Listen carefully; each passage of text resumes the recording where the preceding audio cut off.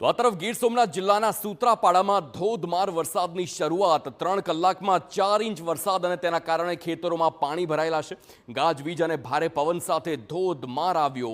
ભારે વરસાદથી ખેડૂતોના ખેતરોમાં વરસાદી જળ ભરાવ થયો।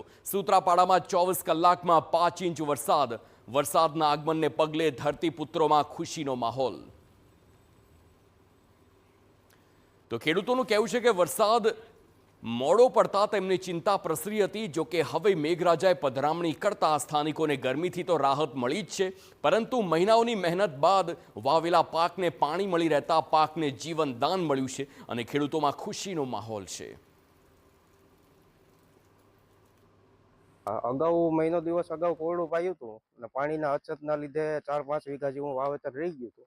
હવે તો વરસાદ આવ્યો, ભગવાનની દયા છે તો વાવી દેશું। હાલ વરસાદ કેવો છે અને કેવો આનંદ?